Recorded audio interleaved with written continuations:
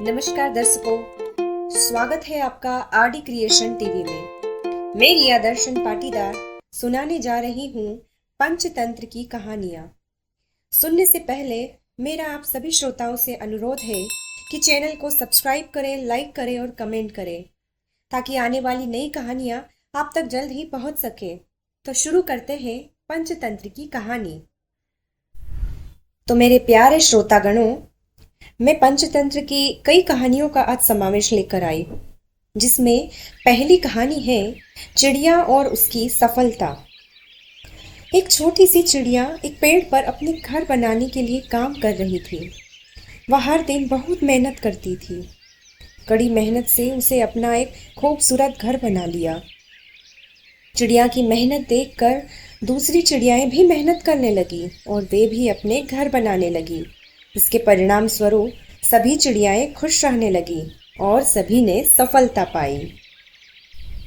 तो श्रोतागणों, इस कहानी से हमें क्या शिक्षा मिलती है, ये आप मुझे कमेंट बॉक्स में करके जरूर बताइएगा। मेरी अगली कहानी है जंगल में दोस्ती। एक बार की बात है, एक पेड़ के नीचे बड़ी संख्या में चूहे रहते थे। एक दिन हाथियों का एक झुंड उस रास्ते से जा रहा था। झुंड ने चूहों के घरों को नष्ट कर दिया। चूहे बहुत डरे हुए थे। वे दौड़कर अपने राजा के पास गए। चूहों के राजा ने हाथी राजा से अनुरोध किया कि वह अपने झुंड को दूसरे मार्ग से जाने के लिए कहे। हाथी राजा सहमत हो गया और इस प्रकार चूहों की जान बच गई। एक दिन शिकारियों का एक दल जंगल में आया। उन्होंने हाथियों के झुंड को अपने बड़े जाल में फंसा लिया। हाथी राजा ने चूहों के राजा से मदद मांगी। चूहों के राजा ने कहा, डरो मत, मैं तुम्हारे मित्रों को मुक्त कर लूंगा। चूहों के राजा ने भी सभी चूहों को मदद के लिए बुलाया। उन्होंने अपने नुकीले दांतों से जाल को काटा। इस प्रकार हाथियों की जान बच गई। उन्होंने सभी चूहों को धन्यवाद दिया। तो दर्शकों, इस कहानी से आपको क्या शिक्षा मिलती है, ये कमेंट में ज़रूर बताइएगा। हमारी अगली पंचतंत्र की कहानी है झूठा दोस्त। एक हिरण और एक कौवा बहुत अच्छे दोस्त थे। एक दिन कौवे ने हिरण को एक सियार के साथ देखा। सियार बहुत चालाक जानवर के रूप में जाने जाते हैं, इसलिए उसने अपने दोस्त को पहले ही चेतावनी दी कि सियार पर भरोसा मत करना। हिरण ने कौवे की चेतावनी को अनसुना कर दिया और सियार के साथ एक खेत में चला गया, जहां हिरण फंस गया।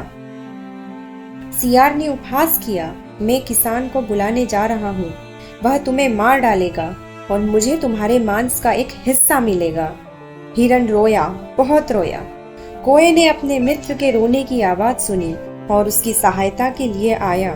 उसने हिरण से यह नाटक करने के लिए कहा कि वह मर चुका है। सियार की आहट सुनते ही किसान आ गया। उसने देखा कि एक हिरण अपने जाल में मरा पड़ा है। उसे देखने के लिए जाल खोला, लेकिन हिरण भाग गया। गुस्साए किसान ने सियार को मारा और उसे भगा दिया। तो दर्शकों, इस कहानी से भी आपको क्या शिक्षा मिलती है, यह भी आप कमेंट बॉक्स में जरूर कीजिएगा। हमारी अगली पंचतंत्र की कहानी है जादुई चिराग। बहुत समय पहले की बात है। 3 दोस्त हाथी, मगरमच्छ और जिराफ एक जंगल में एक साथ रहते थे। एक दिन उनके सामने एक जिन्न आया। जिन्न ने कहा, आप मुझसे जो करने के लिए कहेंगे मैं वह कर सकता हूँ। तीनों दोस्तों ने अपनी अपनी इच्छाएं बताई। हाथी ने कहा, मेरी सूंड बहुत लंबी है, कृपया मुझे एक छोटी सूंड दे दो। मगरमच्छ ने कहा, मेरे पैर बहुत छोटे हैं, मुझे लंबे पैर चाहिए। और जिराफ ने कहा, काश मेरी गर्दन छोटी होती। जिन ने कहा, ठीक है। अब हाथी की सूंड छोटी हो गई, मगरमच्छ के पैर लंबे और जिराफ की गर्दन भी छोटी हो गई।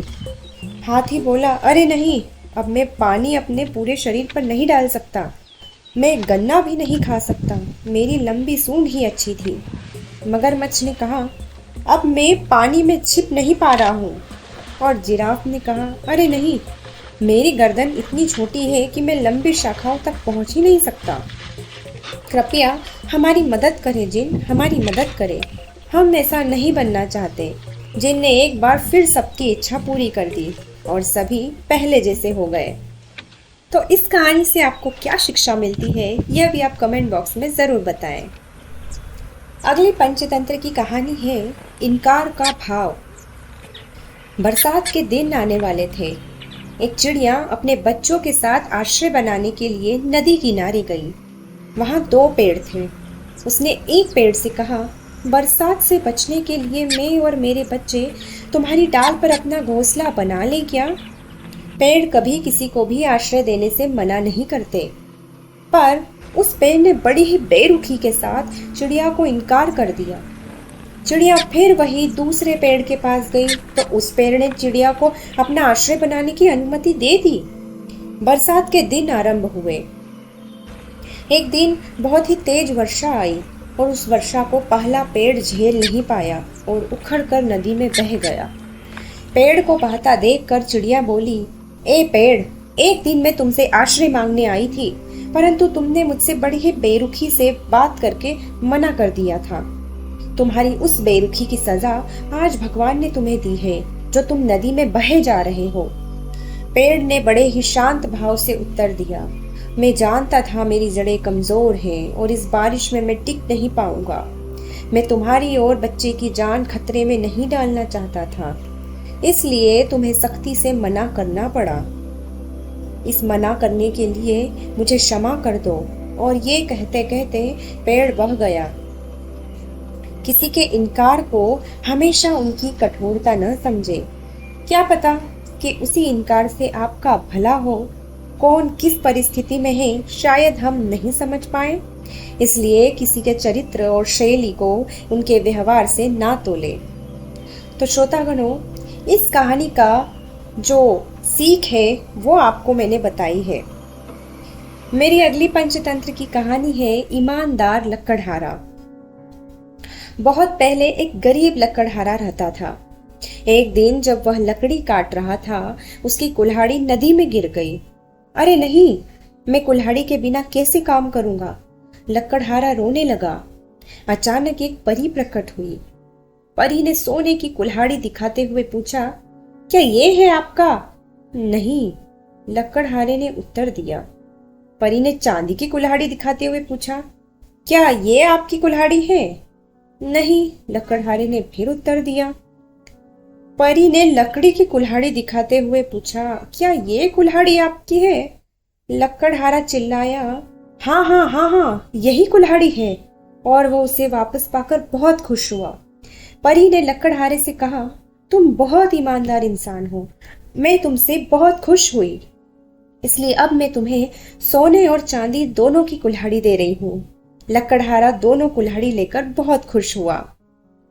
तो इस कहानी से आप सभी को क्या शिक्षा मिली, ये कमेंट बॉक्स में जरूर बताइए। मेरी अगली पंचतंत्र की कहानी है दुखी कोयल। रानी कोयल अपने शरीर के रंग को देखकर बहुत ही दुखी थी। एक दिन वह इस बात की शिकायत अपनी दोस्त बुलबुल चिड़िया से करती है। वह बुलबुल चिड़िया से कहती है कि मैं अपने शरीर के रंग को देखकर बिल्कुल भी खुश नहीं हूँ। बुलबुल चिड़िया उसे समझते हुए कहती है, कोयल, तुम सुंदर दिखती हो, हमें तो तुम बहुत अच्छी लगती हो। लेकिन कोयल कहती है कि नहीं, मेरी आवाज तो बहुत अच्छी है, पर मेरा रंग काला है। बुलबुल चिड़िया उसे समझाती है कि हाँ, तुमने सही कहा कि तुम्हारा रंग काला है, लेकिन तुम यह भी तो सोचो कि तुम्हारी आवाज कितनी मीठी है, कितनी मधुर है, कितनी सुरीली आवाज है तुम्हारी। आगे बुलबुल चिड़िया कहती है कि तुम्हें यह सोच करके खुश रहना चाहिए कि तुम्हारी आवाज इतनी मीठी है, इतनी मधुर है।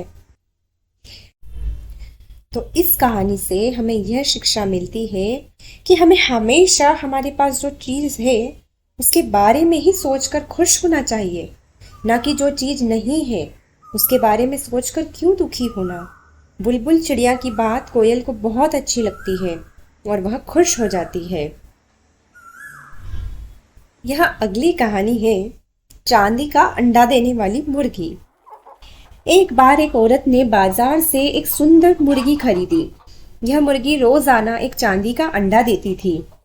उस औरत ने जब चांदी का अंडा देखा तो उसके मन में लालच आ गया। उसने सोचा, यदि यह मुर्गी एक से अधिक अंडे देगी तो उसे कोई काम नहीं करना पड़ेगा और वह अमीर हो जाएगी। ज्यादा अंडे पाने के लिए उस औरत ने मुर्गी को ढेर सारा खाना खिलाया। उसने सोचा, मुर्गी जितना ज्यादा खाएगी उतने ज्यादा अंडे देगी। अगली सुबह जब वह औरत अपनी मुर्गी के दबड़े में गई तो उसने अपनी मुर्गी को मृत पाया। अपच के कारण बेचारी मुर्गी मर गई थी और अब वह कभी भी अंडे नहीं दे सकती थी। तो इस कहानी से आपने क्या शिक्षा ली, यह कमेंट बॉक्स में जरूर बताइए। अगली पंचतंत्र की कहानी है शेर और भालू। एक बार एक शेर और एक भालू ने एक ही समय में एक हिरण को मार दिया। वे शिकार को बांटना नहीं चाहते थे, इसलिए उन दोनों में झगड़ा हो गया। झगड़ते झगड़ते वे दोनों थक गए और लेट गए। एक लोमड़ी उन्हें बहुत देर से दूर से देख रही थी। जैसे ही उसने उन दोनों को आराम करते देखा, उसने उस हिरण को उठाया और भाग गई। शेर और भालू असहाय उसे देखते रह गए। दोनों ने एक दूसरे से कहा, कितना अच्छा होता यदि हम शिकार को आधा आधा बांट लेते। लोमड़ी तो भोजन का आनंद ले रही है, जबकि हमें तो कुछ भी नहीं मिला। इस कहानी से आपने क्या शिक्षा ली, यह कमेंट बॉक्स में जरूर बताएं। अगली पंचतंत्र की कहानी है भालू और मधुमक्खियां। एक बार एक भालू खाना ढूंढते ढूंढते मधुमक्खियों के छत्ते के पास पहुंच गया। शहद की खुशबू से उसका मन ललचा उठा और शहद का स्वाद चखने के लिए उसने जैसे ही अपना मुंह मधुमक्खियों के छत्ते के पास किया, एक मधुमक्खी ने उसके नाक पर डंक मार दिया। दर्द से भालू को गुस्सा आ गया और उसने मधुमक्खियों के छत्ते को अपने पंजों से जोर से खींचा। लेकिन उसकी इस करतूत से मधुमक्खियों को और ज्यादा गुस्सा आया और उन सब ने मिलकर भालू को काटने का सोचा। वे सभी भालू को काटने लगी। खुद को बचाने के लिए भालू तेजी से भागा और पास के तालाब में छलांग लगा दी। इस कहानी से क्या शिक्षा मिली, कमेंट बॉक्स में जरूर बताएं।